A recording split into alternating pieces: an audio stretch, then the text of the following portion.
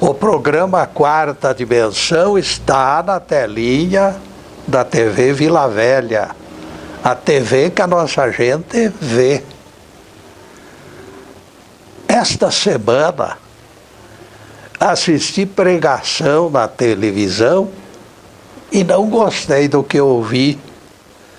Por isso me apresso a contestar para desfazer alguns efeitos nocivos, principalmente para as pessoas simples.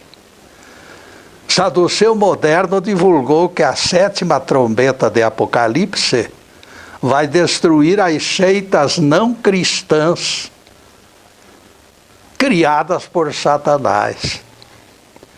Dentre todas, ele deu ênfase especial à religião muçulmana. Como esclarecimento, citarei a Bíblia, que realça a figura de Ismael, que Deus aponta como raiz do povo árabe. Agar e o filho Ismael esperavam a morte pela fome e sede no deserto, quando Jeová lhes disse, lá do céu: ergue-te, mulher, levanta teu filho, porque eu farei dele raiz de grande povo. Gênesis 21, versículo 18.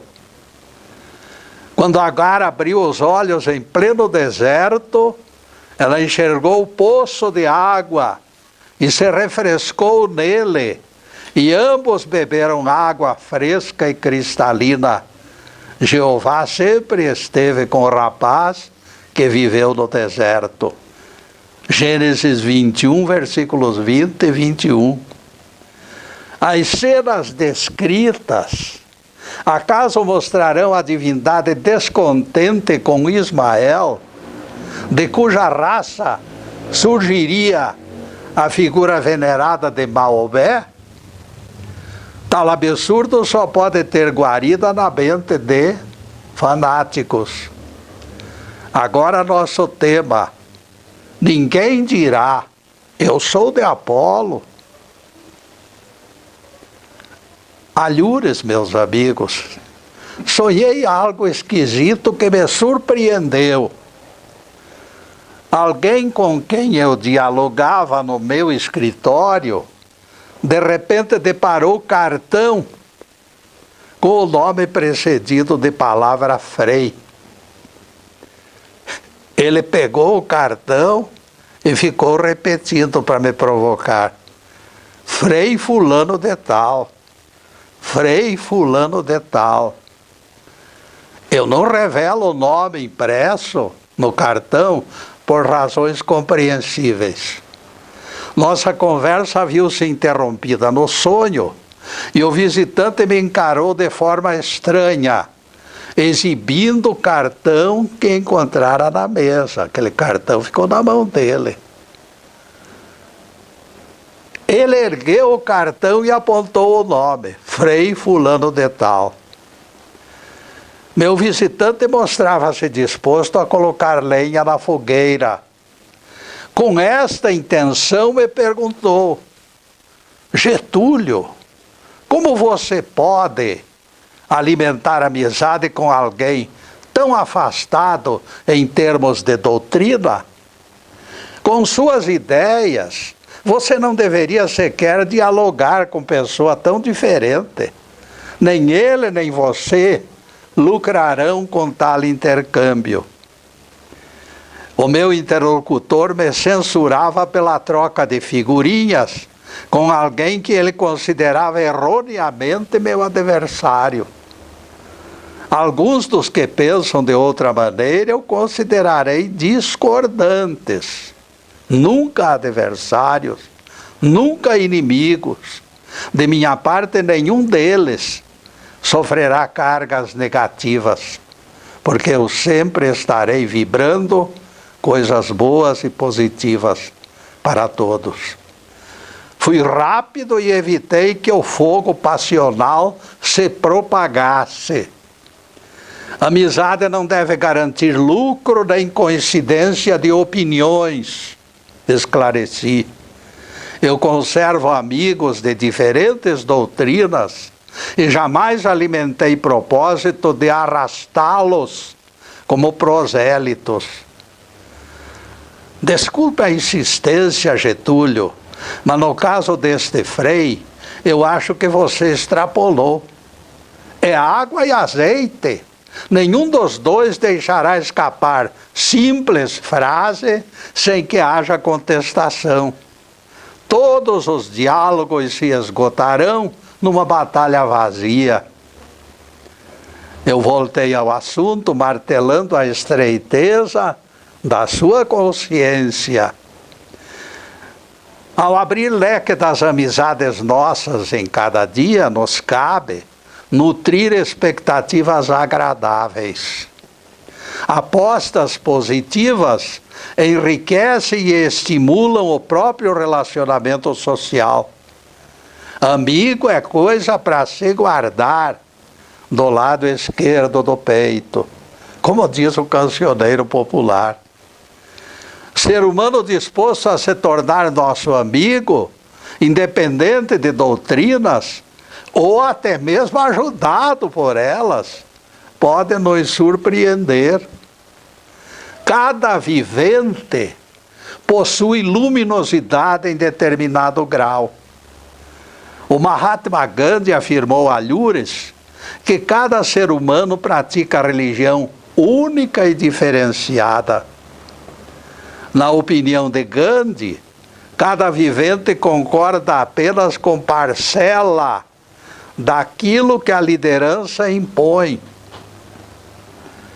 Não existe quem não tropece na filosofia.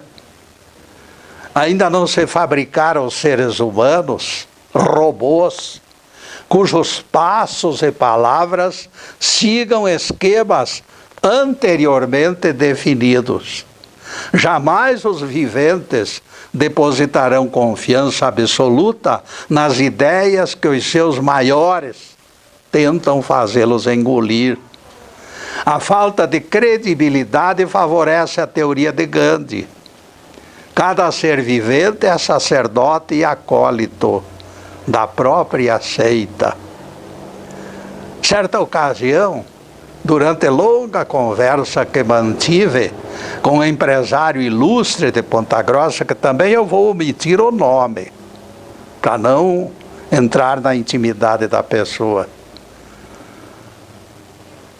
Eu conversei longamente com ele, e ele então me disse: Getúlio, eu venho acompanhando o seu trabalho na TV, concordo com grande parte do que você fala, discordo de algumas coisas, mas nesta história de Satanás, eu aposto na sua interpretação 100%. Se o salmista diz que todo poder pertence a Deus, onde o maligno encontraria recursos para lutar contra o Todo-Poderoso? Lembrei que pregadores apelidaram esta guerra de grande conflito, imagine só, grande conflito entre Deus e o maligno. Isso dói até. E insistem eles que teve início lá nos tempos de Adão e Eva. Essa guerra longa. Meu amigo ficou penalizado com a insensatez e me disse: se Satanás, inventado por eles, tivesse suportado sem poder, porque o poder está todo com Deus, este longo conflito, suportado tudo isto, seríamos obrigados a considerá-lo mais forte do que Deus. A Bíblia ensina que, em termos de poderes, a totalidade sempre esteve nas mãos do alto. Escutem estas palavras do salmista: uma vez falou Deus, duas vezes eu ouvi que o poder pertence a Deus. Salmo 62, verso 11. Esta universalidade do poder nas mãos de Deus, igualmente foi entregue ao Cristo. Jesus disse aos apóstolos, pouco antes de voltar ao sétimo céu: Todos os poderes me foram entregues nos céus e na terra. Mateus 28, versículo 18. Na despedida, este meu amigo me perguntou: por que fechar fronteiras, Getúlio?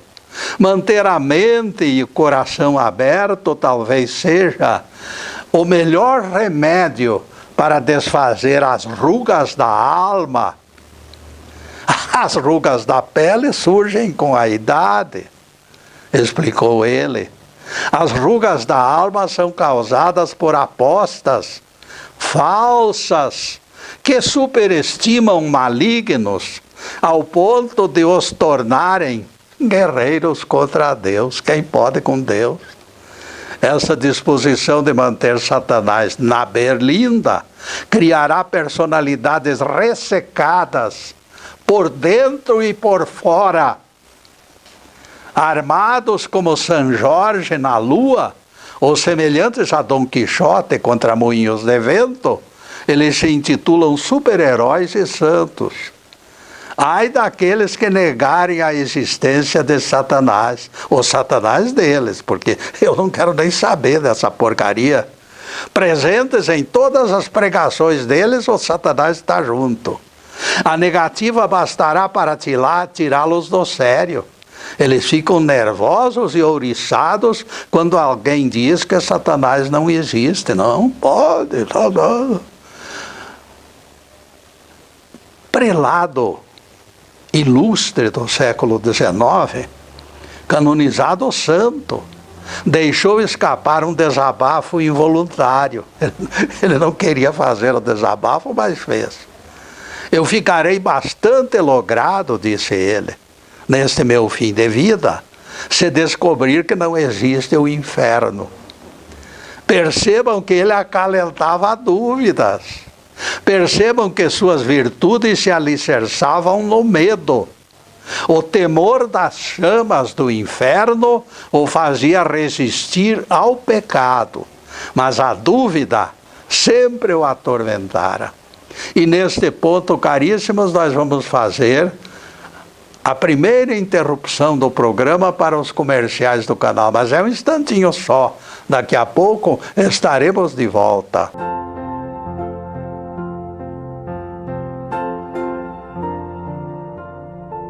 Já estamos no segundo bloco do programa Quarta Dimensão. Nosso site está na telinha e nós convidamos especialmente os apreciadores de análise por escrito para acessá-lo.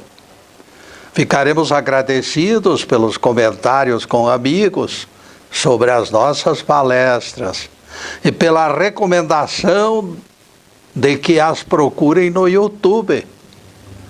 Em nosso site, nas páginas Getúlio no YouTube 1 e 2, meu querido neto Ricardo linkou títulos de palestras, permitindo acesso com simples clique.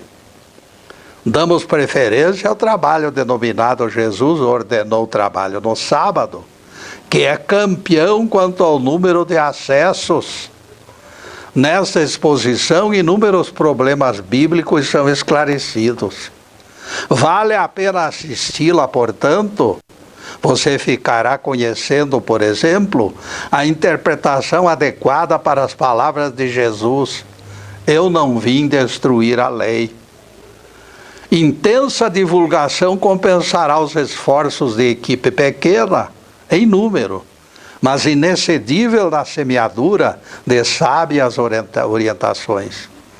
A gravação do Quarta Dimensão é feita nos estúdios Fernando Martins e tem sido transmitida ao vivo às quartas-feiras, perto das 10 horas. Esta palestra que eu estou fazendo, a gravação, está sendo publicada.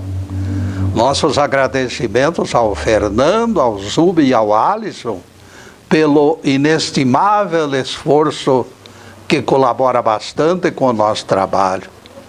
Agora a continuação do tema de hoje.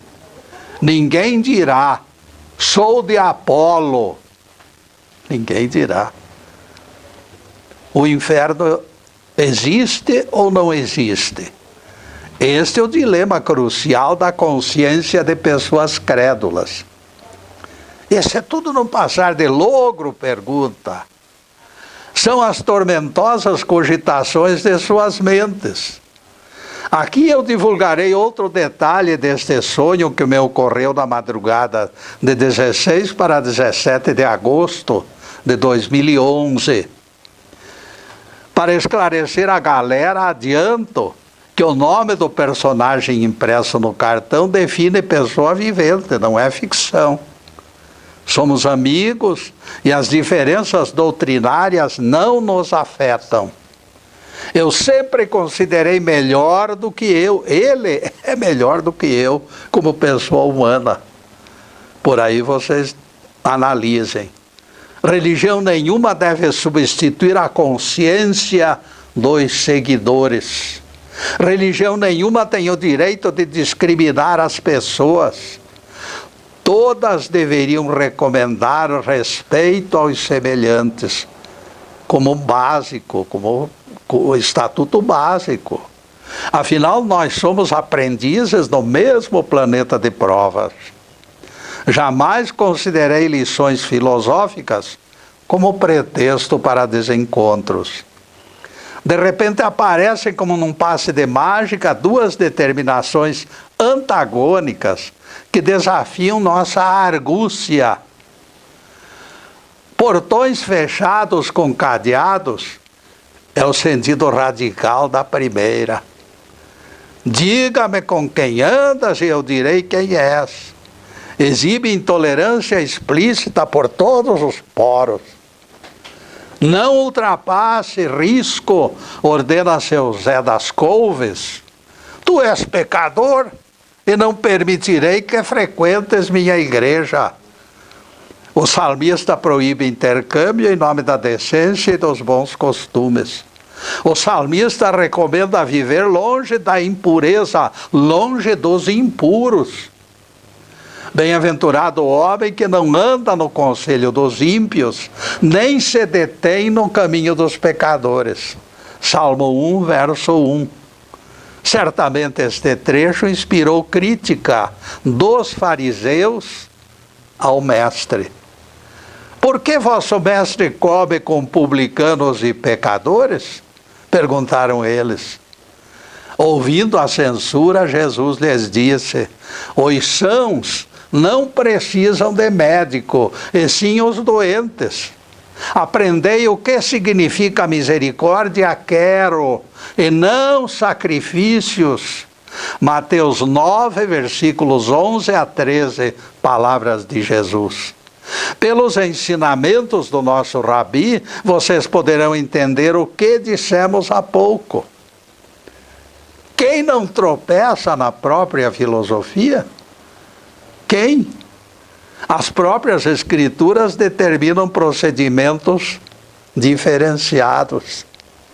Gandhi admitia contradições em suas declarações públicas. Escreveu no livro isso, nas suas recordações. Quem está livre de tropeçar? Gandhi perguntava sorridente. Aqueles escritores da Bíblia, desfalcados da inspiração divina, tropeçam nos descaminhos de projetos que não têm alicerces. Vejam que a Bíblia recomenda direções opostas para idênticas setas. Não esqueçam. Enquanto Jesus acolhe publicanos e pecadores, o salmista fecha a porta na cara deles, ouvindo colisões e topadas oriundas da sua impenitência. Enquanto para o salmista os pecadores deveriam ser desprezados, Jesus convivia com eles em nome do quê? Em nome da compaixão e da misericórdia. Receber holocaustos sempre foi mais fácil que curar enfermos. Depositar oferendas no altar, esperando graças, deixou de ser engraçado. Jesus foi claro. O Todo-Poderoso prefere os misericordiosos. O Pai Celestial aprecia seres humanos de braços abertos. Se insistirmos na seleção de pessoas, alegando filiações religiosas ou raciais, ou pela santidade, entre aspas, estaremos seguindo o salmista. Quando braços se abrem de maneira ampla e irrestrita, sem impedimentos, será clara a escolha do nosso Rabi. Entre os salmistas, somado a todos os demais escritores da Bíblia, eu prefiro ficar com Jesus. Voltando ao meu sonho, eu repito que o religioso com o qual mantenho amizade é criatura votada e voltada ao trabalho do bem. É isto que eu considero importante. A sintonia de propósitos faz crescer laços fraternais. Este crítico eventual que eu conheci no sonho não parece disposto a aceitar o que ele chama promíscuas amizades. Sua voz rouca se ouve outra vez. Hoje, como no tempo de Jesus, existem balcões entranhados nas igrejas, Getúlio, mostrando mercantilismo. Se abrirmos a guarda, os incentivaremos. Lembram que Jesus chamou esses lugares de covis de ladrões e expulsou os negociantes? Será que o Nazareno colecionava cartões de visitas de sacerdotes amigos, Getúlio? A ironia é forte. A afiada ironia mostrava que ele não se convencera. E eu lhe disse, naquele tempo, amigo, não existiam cartões de visita, mas eu posso garantir que Jesus manteve amizades com líderes judeus. Nicodemos pertencia ao Sinédrio e sua visita ao mestre foi imortalizada pelo apóstolo João. José de Arimateia lhe cedeu jazigo para sepultamento do corpo. Não trocaram cartões porque cartões não existiam, senão teriam trocado. O médico que rasga sua perna para extrair bala não é seu inimigo, não. Não é inimigo quem fecha a sua boca para impedir blasfêmias. Expulsão dos vendilhões do templo foi terapia para expressar discordância. Nosso Rabi foi dramático para forçar o aproveitamento da lição.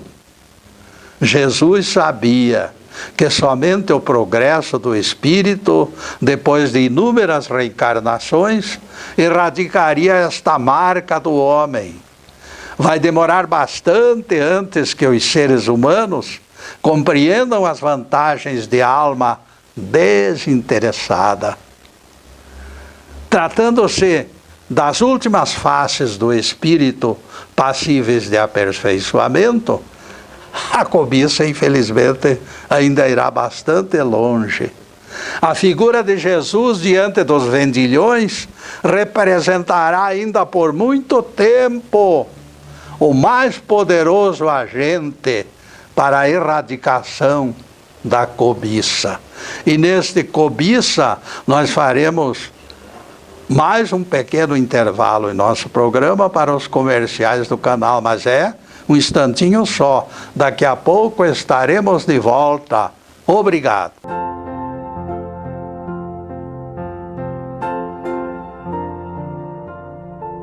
Estamos retornando com o programa Quarta Dimensão, terceiro bloco. Jesus disse: aqueles que creem farão as obras que eu faço e maiores ainda. João 14, verso 12. Eu pergunto, se as religiões cristãs afirmam que se aproxima o fim dos tempos, quando o céu e o inferno agasalharão as almas todas, onde encontrar tempo para alguém multiplicar pães e peixes? Dizem pregadores que se aproxima o dia do juízo e os taumaturgos de plantão ficarão sem plateia para multiplicar pães e peixes. Até hoje ninguém realizou nem mesmo algo que se assemelhe aos prodígios do Mestre. Mas ele prometeu que os seguidores até superariam seus feitos, mesmo considerando Lázaro morto há 4 dias. Nós, espiritualistas, temos condições de explicar. A Terra não é o único planeta habitado. Quando ela for promovida, os missionários terráqueos repetirão os prodígios de Jesus em planetas inferiores, como peregrinos do sacrifício, como missionários. Serão peregrinos como Jó e José do Egito a serviço do universo. E vai ter muito trabalho a fazer, sim. Cada planeta terá seu Cristo quando alguém se tornar puro e perfeito daquela raça. Quem primeiro chegar ao apogeu será o Cristo daquele planeta. Cada planeta crescerá com as mesmas características da Terra, desde cavernas até castelos e palácios. A violência só terminará no juízo final, quando forem expulsos os ímpios, os violentos. Agora o nosso tema: ninguém dirá, sou de Apolo. Quem analisou a expulsão dos vendilhões com certeza entendeu que templos e balcões não se combinam.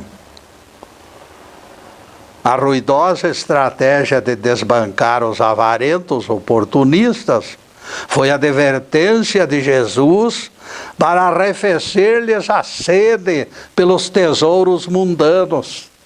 A encenação de Jesus foi aposta no futuro. Ninguém alimente, porém, a tendenciosa notícia de que Jesus agrediu alguém naquele dia.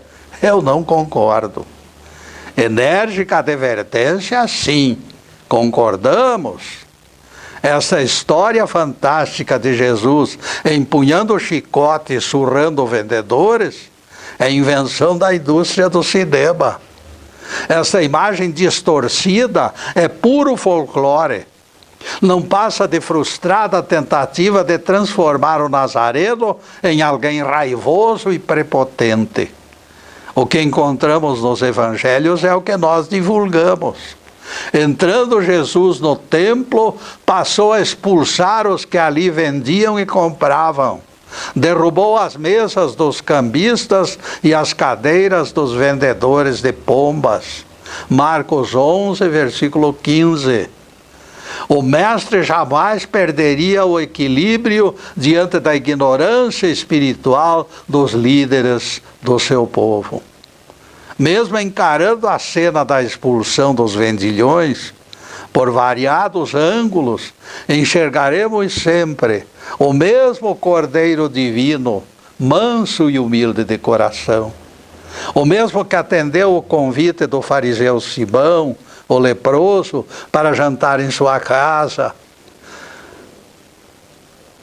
Jesus que aceitou a homenagem do publicano Zaqueu, indiferente às murmurações dos próprios apóstolos.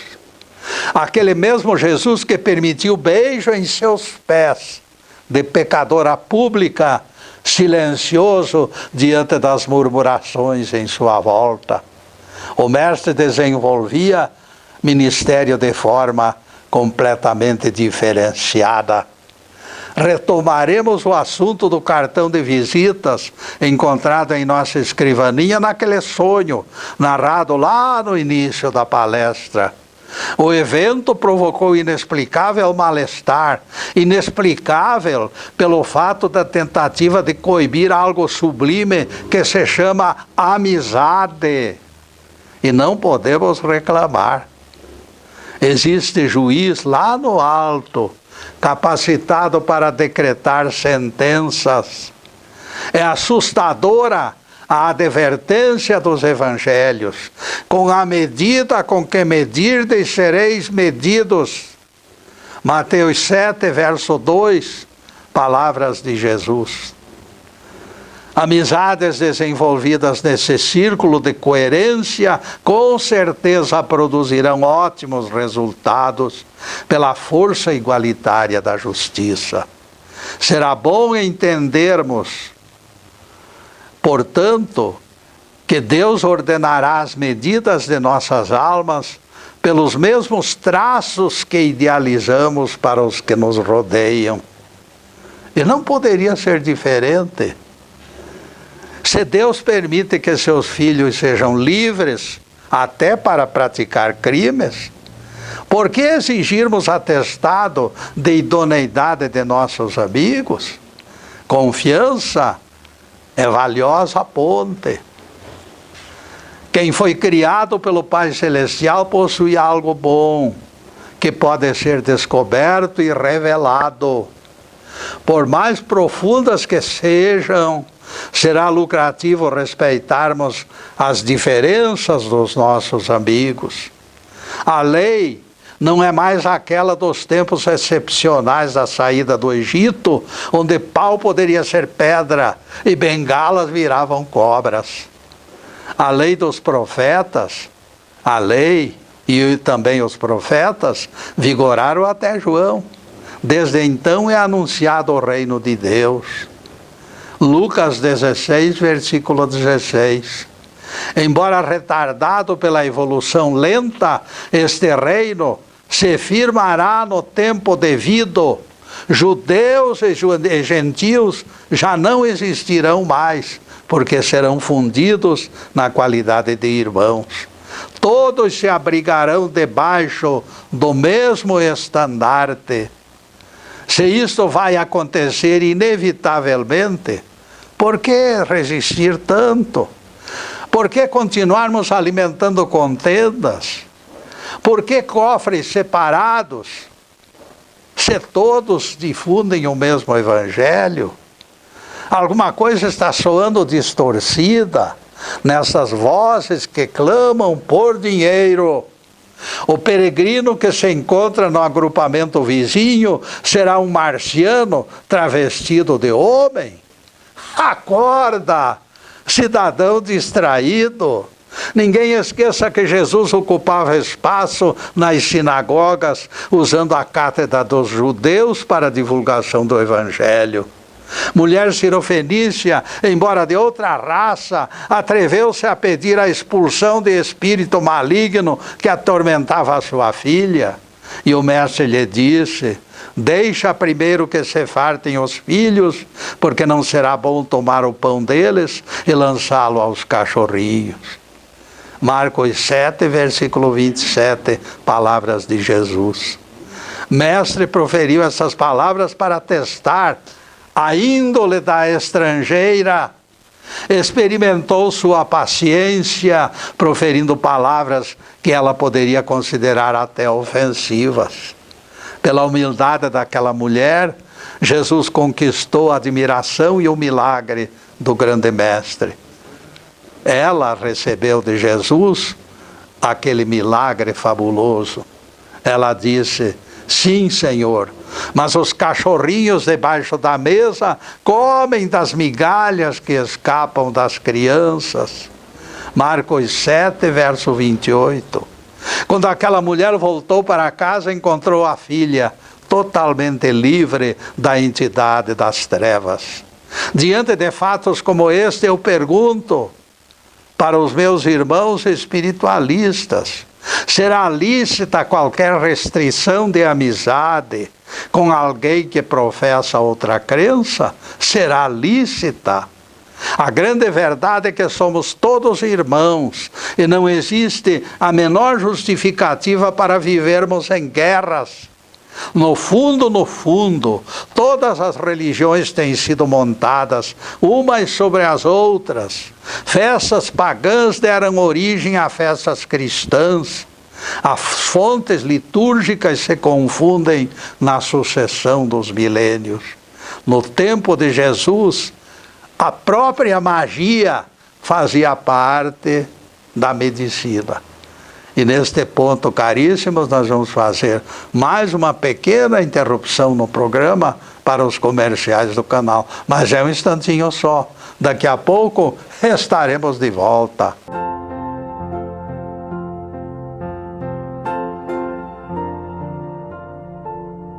Já estamos no último bloco do programa Quarta Dimensão. E lembramos as tardes de sextas-feiras, quando comparecemos aqui para a divulgação da Bíblia e do Evangelho. Na próxima sexta-feira, a partir das 15h30, na TV Vila Velha, voltaremos com outro assunto de incentivo ao progresso espiritual. Agora, os últimos questionamentos sobre o tema de hoje. Ninguém dirá, sou de Apolo. Os magos se diplomavam pelos corredores do templo de Epidauro e os adoradores de Asclépios conseguiam curas. Está provado isso. Superstições e devoção sempre andaram de mãos dadas. Pouco antes de morrer, Sócrates entregou dinheiro a discípulo para a compra de um galo. Veja só, meus amigos, Sócrates havia recebido graça do deus Asclépios e ficara devendo galo pela promessa. Isto é superstição? Pode ser, mas revela que todos os seres humanos foram feitos do mesmo barro, igualmente frágeis e crédulos. Todos nós somos aprendizes. Este é o mundo para o qual Jesus desceu. Um mundo conturbado, confuso. Este mundo exigia limpeza do piso ao teto, e é isso que Jesus vai fazer no juízo final. Se Sócrates, que foi das maiores inteligências do seu tempo, viu-se envolvido nas malhas da magia, dá para imaginarmos o resto. As crendices campeavam naquele tempo e ainda hoje, ainda não nos livramos delas. Quase todas as enfermidades eram atribuídas a entidades malignas. A prática de exorcismos era largamente utilizada. O nosso rabi sempre respeitou, porém, o trabalho desses curandeiros anônimos, que não usam crachás. Quem não é contra vós é por vós, dizia Jesus, quando alguém tentava impedi-los. Qualquer atenção que se conceda ao enfermo será semeadura de benefícios coletivos. Alguém orando num pedacinho de rua ou no canto de uma praça espalha benefícios pelo quarteirão. Este se encontra ao nosso favor e não contra nós. Não será necessário descobrirmos a religião do vivente. Seja qual for, ele é nosso irmão, porque nós dois temos idêntica origem. Deus é o Pai de todos. No sonho que forneceu assunto para essa palestra, percorremos extensa jornada das carências humanas. Presenciando tantas coisas erradas, vocês achariam lógico adotarmos represálias exatamente contra os mantenedores de benefícios? Espírito fraterno é disso que nós precisamos, acima de tudo. A grandeza desta figura humana chamada Madre Teresa de Calcutá é incalculável. Ninguém pode dizer é A ou B. Seria sensato que eu deixasse de reconhecer os seus valores pelo fato de que ela é filiada à crença diferente da minha? A resposta se nos afigura tão óbvia que até criança pode fornecê-la com lógica. O espírito de Madre Teresa de Calcutá extrapola denominações religiosas e questiúnculas filosóficas. Paralelamente, Jesus apontou radiosa implantação de reino, onde não haverá mais templos, nem divisões, nem rótulos. A grande verdade aparece radiosa: templos desaparecerão, sem proteção dos impérios financeiros, vai secar a fonte que sustenta sumos sacerdotes. O Apocalipse garante futura preponderância de templos interiores, templos aqui em nosso peito, em nosso coração. Nela, na nova terra, não vi santuário, registrou o profeta João em Apocalipse 21, verso 22, referindo-se à cidade santa do Cordeiro. Santuários serão coisas do passado. Ninguém mais vai dizer: eu sou de Apolo, eu sou de Paulo, eu sou de Pedro. Ninguém mais vai dizer. Todos dirão: nós somos de Cristo. Todos os eleitos pertencerão à mesma categoria de bem-aventurados discípulos de Deus. Ninguém mais vai alegar que não pode ser amigo de fulano ou de Beltrano, porque ele usa outro rótulo. A ordem será unir e conviver em paz. E nós lembramos promessa do Sermão da Montanha: bem-aventurados os mansos, porque eles herdarão a terra. Mateus 5, versículo 5, palavras de Jesus. A verdade é que o Cristo está voltando, minha gente. Ele está retornando para garantir que os não violentos recebam a terra da promessa. Aqueles que carregam rancor no coração não mais reencarnarão aqui. Fronteiras fechadas para todos os perversos. O amor será nome da religião de todos. Escutaremos bastante claras as palavras de Jesus atravessando o tapete pelo lado das estrelas.